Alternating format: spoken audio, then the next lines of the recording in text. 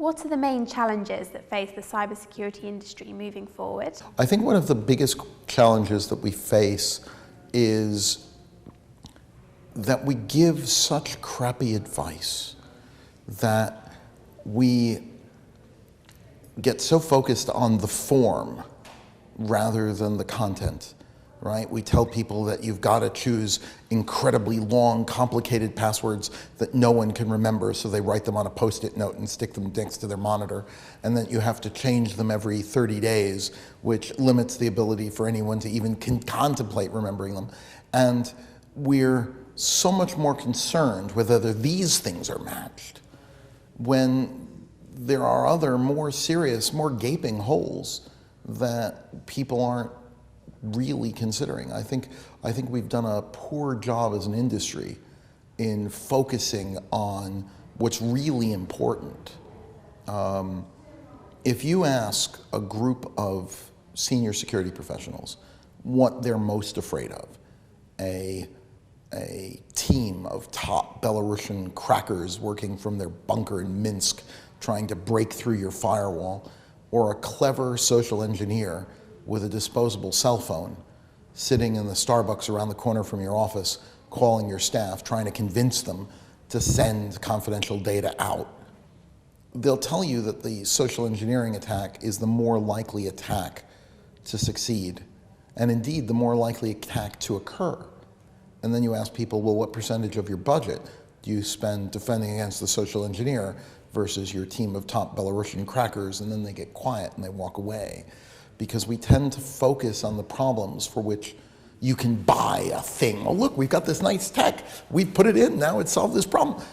But that's not really the problem we should be addressing. We're letting bigger problems slide as an industry because they're harder. Bigger problems like social engineering? Bigger problems like social engineering, yeah. Other examples?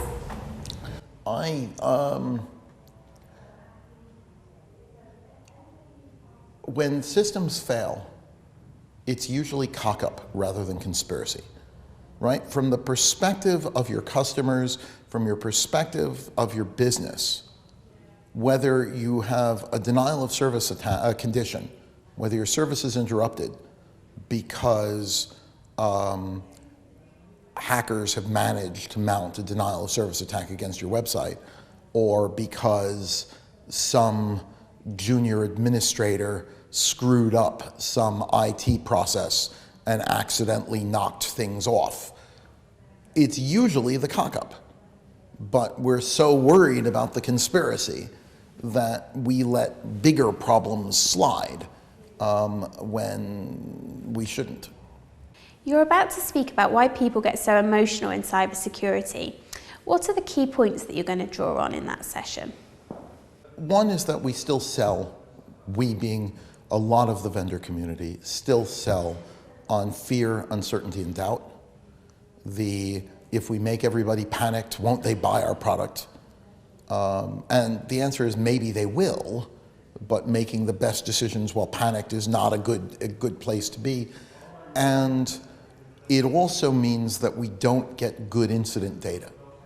If you run a small shop and a team of armed robbers come in with AK-47s and hold you up, you can report that to the police and everyone will look at you and go, oh, you poor thing, you're a victim. Whereas if you look at the equivalent from a cyber perspective, if you were to report that incident, then the vendor community will pounce on it and go, oh, look at them. If only they had bought our product, this wouldn't have happened.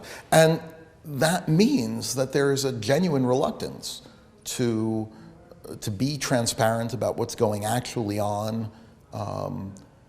Most of what we hear about in terms of incident data is either so filtered as to be not actually useful or just plain wrong. So I think that the emotions feed upon itself. I don't think that's going to change. I know a number of the consultancies are eager to get in to talk to boards about why you need to be more scared, which isn't actually helpful from my perspective.